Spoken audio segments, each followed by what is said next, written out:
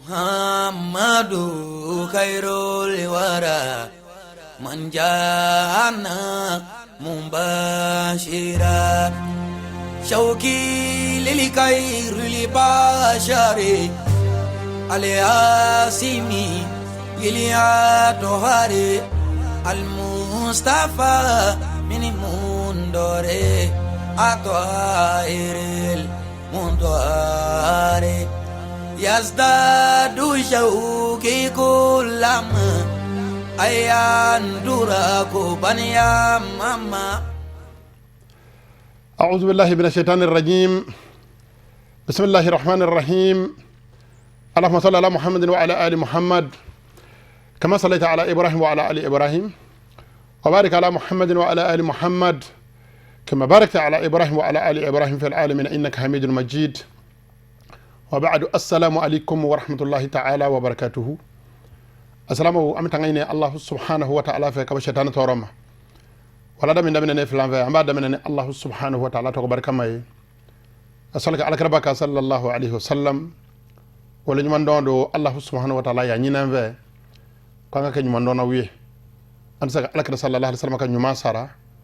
nganga solike aka anaje nyazana mo ana bona sanmo assalamu wa yamar sanma la batul kama amadu ko alaka sallallahu alaihi wasallam ko mi sedika masa ya nyini chogomina anza ko dama jira bela jelela kishini nema chama be Allah subhanahu wa ta'ala fe ala ko kaka kira sanmo inga anaje nyazana mo ana bona sanmo namboro lami foldi arsalama cema bela jelema cenum so dem sene ma koroba kadu ko nyin arsalama fe o ko andame ni du ko yene mbarayna ana allayli wan nahari shunit le konnana jango bare ngake ibtaqa li wajhi llahi azza wa jal allah subhanahu wa ta'ala nyada nyin kama allah waliyu dhalika wal qadiru alayhi allah subhanahu wa ta'ala de yotigiye wa allah subhanahu wa ta'ala de bisola ikhwan al muslimin mbalma arsalama usikum bittaqwallahi alazim mala dinyira kun la dile ko ayto ngaje anga sira allah subhanahu wa ta'ala ni wa uhadhirukum min ma'siyatihi da'iyati ila azabihi alalim mala dinyira kun la dile ko ala kota fiye cira atle wara aslama ibi seme ala de la sisa nyonda barakena sebe allah subhanahu wa ta'ala de ka dila ya rabbi ala ka ngolo magge ala ko kaka ala yakama jurumo sangse de be kan ayo jingi islam nyuma ni boraki joy ka dala ni kun korta ina sangisa de be abi shurika nga sisan fembi jon deme o de Allah subhanahu wa ta'ala ni sranyi ni kun korta ni be flelike imago kama ni jiva fle ikany ni fen fle anisa ul ariyatul kasiya muso mun ngana ngolo be katama ni nyebi toka bembe o kaka sore seta ala jurmu ya fama sai ala ya fayma nga ika hak aywa la yini kana ke olu farakolo la hala shidoni enye shin vama ni nanyo ana chama de be jamana labana ni mamni hagli sa ko tiyera la abinye ngani yi hagli tu sena ke hagli tu dalanena ke hagli tu nyana flelila isego da majira la ala songi deme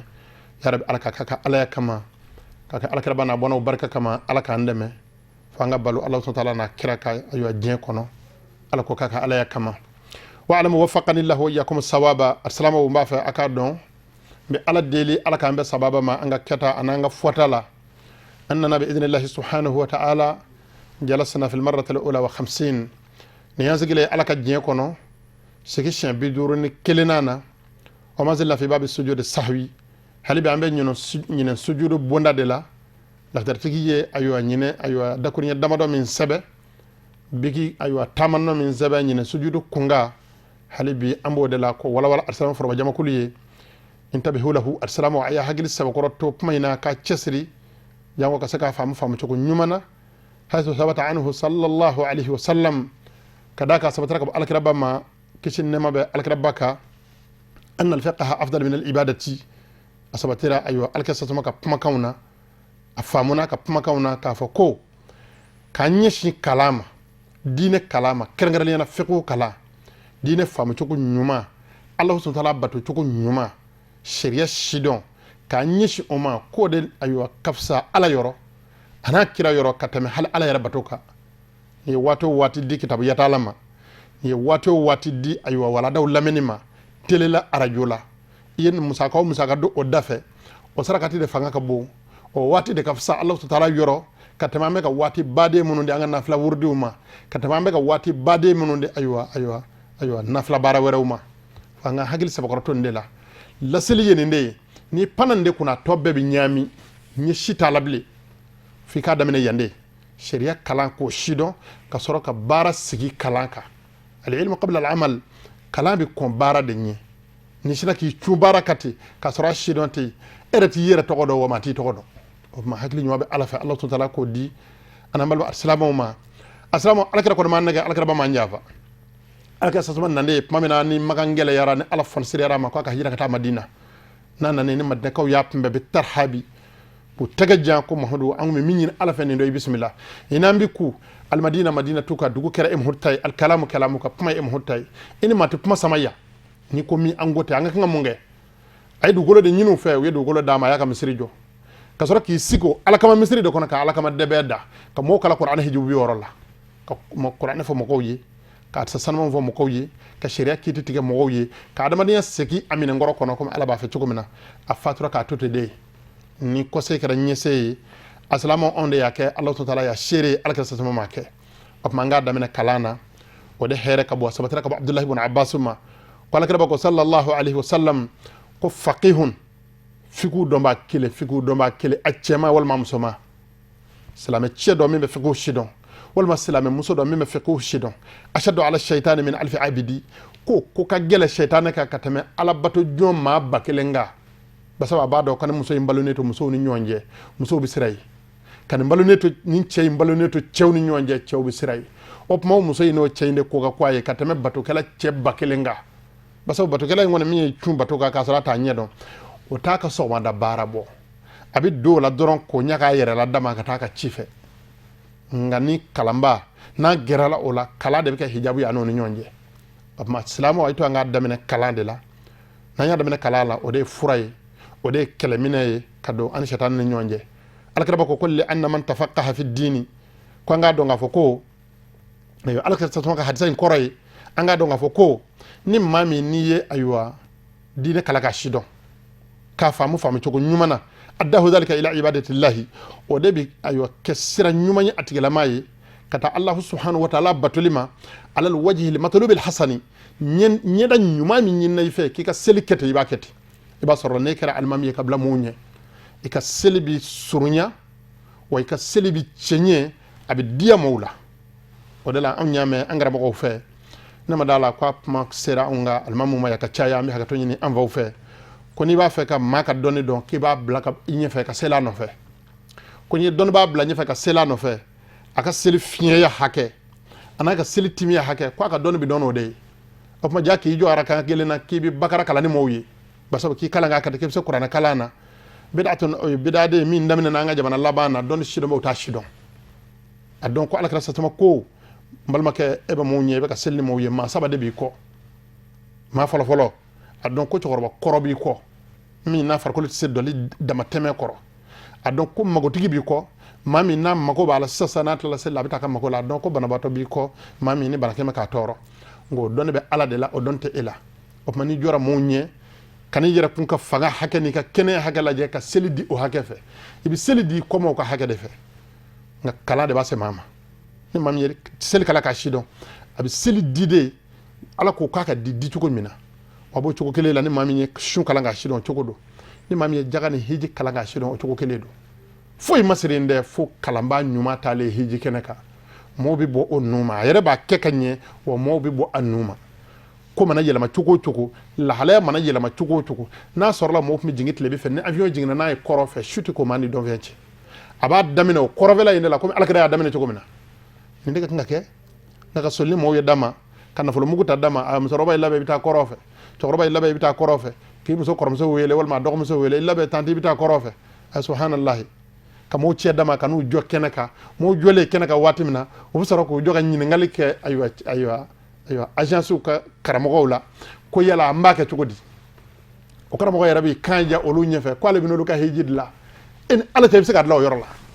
i b'i seko dama de kɛ ɲɔni i y'a dɔn kɔni k'i tɛ se k'a dilan o yɔrɔ la ayi hasha wa kɛla ko n'o ka jan silamɛw a bɛ daminɛ yan de a to an ka segin kalanbulon ma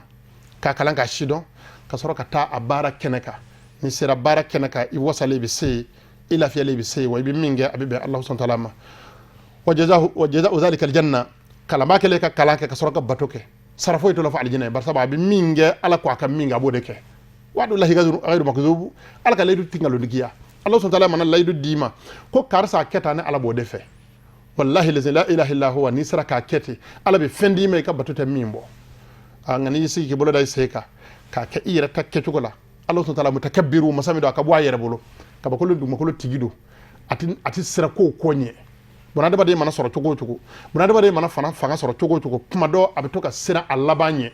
o ta Allah subhanahu wa ta'ala ka ala yala ala ti sira ko damina yoronye wati sira Allah ban yoronye ala ti sira ko konye yela ma foyti do ala ka kola ngada de ka adama dinya naga shibi to kan na yela ma bido ango kola of man Allah subhanahu wa ta'ala ko kwa keta ne mene bolo ka dima ni ya keta be fende dima minga chani itai ma ka ke ala tashiye foyto no ya ma fanga seki kalam blo kono aslama to robo ay dem son tege mena ka tudi karamo mo ku kala ni munu bella kolla ay karamo nyinu ye munu be sharia shido ko to kana dem son gala sokono wala ma ku takatu to ko sebe karamo fe samedu ni dimasho ko ta kala ke wala ma congé mana bla ko ta kala ke ngana yu yoku toyti ko bla la kolla be bon diplôme yu ka nyela ba ke to ko bi nyewti siri mana nga kiyama jodo bi jo ala nyokoro ki cey deti gi yala wallahi la ilaha illa huwa alkara mi wayni ndo hakili ma ba ala fa ala ko di anam bal assalamu ma ala ko kaka ala yakama ngana nyen kuma ifo wati amba foka faraka a korte fiyo ka to kala balledo kala nyumando a cekan nyela bo ke to nyuma musaka soro to nyuma halala sraka kana siri mana wo soro ala mete de do ni ka diplôme soro e bi ga fama ye e bi ga docteur nyuma ni e bi ga marakala nyuma ni na soro la ya shidon ayo a shidon to nyuma ka ngani dine farlaka o ya da kene nani dine farla nyonga o kora ke ka ko adamna yoro la walla ba bala ani dine semorala wini noti fo kaburu kono ni farko bora nyona do mino yakele ko ala ka kilin mande amma ala ko kaka ala kama ala ko ka alkaba sallallahu alaihi wasallam kama qabla al khawd fi al maqsad yana ngado wala da kurala haka tawdihun ala dars as-sabiqin ni nyefol fitini ni wala li doni wala da temeneka amma ko bala de ngaram ko nunu ku ka bigi dalane ko ka je demse munu njome u koka nube ku lebu ku malu ku dogoya akira nga jamana labana bi comme na fo mat seka dawla soro wajulila mat seka dawla soro aywa pmana foniye dofo almami maliki ma aha alkar sa sama kuma kafle almami maliki ba fo ko singalo la ni nyinena ni ye jimi ye dominike kiko juru sara har sakena ma fle bukhari ya fo wal muslim ya fo ko almami maliki subhanallah inna lillahi wa inna ilayhi raji'un of maneko ambi aywa alakira tade bila waka almam maliki tatawa do bo fo had sawla aywa arajo ni telewla iba donc ko ni ngani dem sanye dugo de ka kai Allah subhanahu wa ta'ala ka hagli nyuma ndama nyonda ne alakira sama ko don bo far sugo ko boade do ko abi mafa almam maliki bo don bawla e mo ken mo ke e siko bali ni siko bali don so bo beno deka almujma ul yawma alayhi al arba'a wa qafwa ghayrihim jami'u mana ala sir abdullah ko ta maraqi saudula ko almam bam manani koni don shi don ba sabatira ka alhamdulillah rabbil alamin wa fatura kaba an lemani yana o kala halaya yela manna ti yela mable o kunye nyuma nye o balone o nyuma tara alama an be sira na soro be balula la halaya do kannan na do la ko ko yela manga o nyuma yera to ko no balole o fatura o nyene o ma sangone a hankili sigira ko koti yela mable o alman ba manani don shi don ba ko lu ye don ba ye muno mi se ka ma se alama no sabatira ni almam maliki yira o cela ina do ngoni koni terbe ala fe don bo ya terwi qur'an na suyo fani inma yakhsha allah min ibadihi alulama ni alaka jong nera ala de be ko nyedo ko tema awka ay ko min nera la ne de ba nyedo ma nyafayi ni jong ben ala fe ko lu bi sirane ala nye o yenne ka don bo de ka fa ala kare ko ka fani ko nga hakil to don bo la qur'an na sula ko ala allah subhanahu wa ta'ala ni mami nyi bolo shi oluma ki datru olula ki kele ni na ala ma ni dem sen sifi nyena ko lu dogali nu jagali de ye kalai amba teke mina ambal ma do anjinju do amba fa ma ngon na siraka yani kan na ti yere fa e kan na ti yere malo illa ba kan na chen ide on vanama parce que ni nu la horoma yi chen ubi chen fi kola ubi mago sa ki ko be chen ma e kera sababu juguye e koma ni mamin ta fi do ne de bala ngani mamba fa ka do ko kuma njira biledo kuma atigila mo fe ko hagili soro nu masaka hagili soro sigi ku jatemine iba don ko ni mujarrabun sahihu ala ya shere nyemi vieni hakikai ma shite bila ala nyuna na ala mi malo wa bi malo ki kochi ma ito nga hagili to anyerla don bo yeminge en ala ke etisi opma utakke tugo nyuma ko lade ko dama de nyine do ife ni ma sego ke idade ko jaga ko lebu o madanyo de kama nanyu ko fo yoro ami dalu jele nyina nzeko dama jira la ko ala yandeme ala yangar sege ala ka getura la ala ka ngana sai ko dozo ke ala ay sature ala ka nasara kayra la ay kitabu 7 lakdarika ka to ko halul masaili ni ndem san no de kama sala udele ka hadsa bo akono ka qur'an aya bo akono ka bla nyongere fe ka jiru la ko abangara mo nan ni mi ngawde ta shido nyonda yemmi vo qur'an do hadsa do o kama ni lakdarti ko ayo ko nga do nga fo ni naka shiye salama soro ko tendiru ko flade ka kinga ke a tendiru ko flakele ko fe kibita ya qura kala ka salambla nga do nga fo kama fo kunve al ahadith fiha kathiratu hadsa chama nanana منها حديث عبد الله المذكور عنفا أن عبد الله بن بحينة حدث من في السسا ويادوي وغيره الثابت في الصحاح حدث ورونا أنا من دنيا من زبط لدو صحاح كونو أيوة بخاري نسو مسلمو ونحن أنا شاما على ديل على كفام تكون يوم دي أما السلام ولا ركورا لا لخدرتي على كناصر كيرالا على كجتورا كو سرا وجهرا فعل المسر في الجهر قبل بأكس الجهر كنا فريق كفو سنة sunna kele ko tenjuruti ka sujuruti ka kama fona kera sunna do ya sunna munon ni bono sunna gelawni ko sunna de fleni sisa sirran gindo wa jahara an bangi fa ala al musirr fil jahri ko mami nanyina na akuma kan selimi kala ka gindo ko min lazara ko min selifana akuma kan kala ka gindo anyina na aywa aywa fa ala al musirr fil jahri mami ngunga kan selik aywa selwati min ngeka bo keneka anyinana ayaduko almusirru ode man asarra mami ye gindoke aywa abe safo sella safo jogo flana wala mabe fitri sella fitri jogo flana anyinana ka kanji nge kenaka mi mbe ka sisa ngano made o ya shido maliade ni tara misir la ni almami sella mo yesafo la munu nana sora almami yuda jogo fla wala ma fitri la munu nana sora almami yuda jogo fla olubu tato seli uda jogoro o koro ede njome jamate la sisa ngoni ni nyemine ne jana munun zigile fle ambe wolo nyonga mo nyonga wiye sa chama misel ni misel kele ngona ya nenye manga bo kenaka ko nunu nya do ne ka alfatiya man wala man nunu nya do ne ta kula uzu rabbi nasi do yenga maya bane ala ka te mine kiyama mimbe ala fa ko kenaka ko fasa nungen lebu do o de ban fe jamana labana bi anga noma andi foi fola o tigila mo no ka to nyona nene wajuri kanunu telela ni wajuri kanunu arajola ni ndarsu sanuma nunu aywa karamogo bolo ka musaka bo uyere kuna ka di uma fula no lu masako shido o masaka wuli ka nyi ni folu turata ko mamunu zigile fle olu kane ngorodo mbi jeni kaburu ko na nyanga tay mbi jeni alkema jodo nyanga tay mbi jeni jani mena doye nunu ngene ngorodo eki ka seliki da jugoro eki tabe ki da jugoro o yeta anta wazaka eno do andi foi fola alakara sasuma mi wa mo de fo moyi alakara bako sallallahu alaihi wasallam lakdar tigi baka alakara ka pumo de korofo anyi lakdar tigi baka aywa alakara sasama ka yamaru de sebe anyi aywa hatsaw ya sabati lakdar tigi puma aywa koroyo de ni ala ya latiga mami ma selwati minga kanga aywa bokeneka ala ya latiga ma yinyina ya doko ira ka dandama ko be ko na fa ni telebe ka puma wala ma radio be ka puma ni amanga doko o yikele ka dobo ala de adoko do yika selije o puma ko qabliyu ko qabla bi nyini o tigila ma fe bi aksel jahri ko bangni o sinaye karam kay mi se puma na ko jugo don yalla bo abi puma fara nyonga puma kundala surun ka dla ka cenye ka bla dong li sokole ngono ibad la le nyene nyuma sori nyefa ko bi aksel jahri ko an bangni nyon zinaye o kore aywa bangini ka nga ke aywa gindo ka nga ke yoromina ni ye bangini ke o yorola qabla ti ka de ba'da de bika ako fa fihi ba'di kaman takallama sahiya aw qabla tamam sallama ako ba'da be maka mami yidi ka selika ko tigala maka kitibe ko qur'ana fa mami takallama sahiya nan nyina naka masella o ya tigala maka le ka do fara selika aw qabla tamam sallama wal mami nyina naka salamu bla ka soro selima dafa a hagili sina ka tuan ko o yoronina abad dafa aywa o sik yoronina absar kana ne ba'dai ako wa batalat bi sayyid misl hawa in shakka bi rukn al-aada wal ba'diyya sun amal makay bal mamso ko koti aywa bamana ngado aywa koti ce kono batoro ki kana buga kono na kone mami mago bora selila e nyina na foka se selfana joko nani e tura nyina na foka joko nani wara faraka lazara joko nani e nyina na foka nani wara faraka fitiriye jogo sabaye na don ba ko lasele jogo nani inyina na foka jogo nani faroka mbalma ke mbalma muso ni seli kala ni jena tendru se kan lable ibi sekaka ayo de fanya sa ko wa batalati bi zaid mithliha seli bi cena nywana farali aka wa in shaka birku na ada ko ne mamin zikara seli farda dola seli kele ko fa ka ba esigara aniko ne pimire mine de kewa pimire mine ayo Allah ba nyaka wa wala mamake adonga fo kibi seka masasa ka lade wal maki to kono itemene ko fa akai sigara kella ibi seka made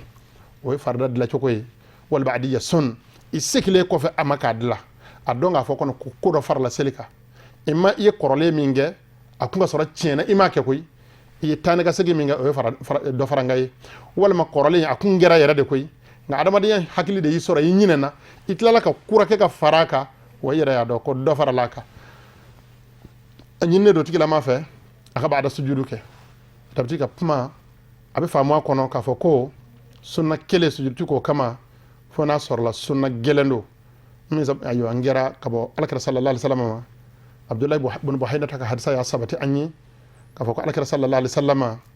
ay tenduru adela ka tenduru ken sahabawiye de tarki sunnat al julus al wastani chamanja sigili toli kama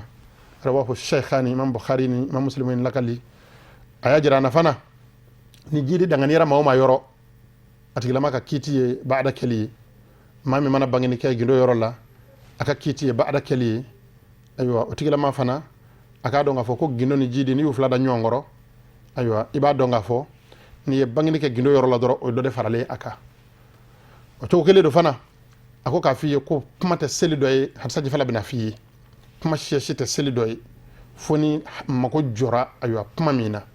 o fana bi ke sababu de bina nayi nyande seli kono alakira sallallahu ya fanyi ko seli subhanallahi fo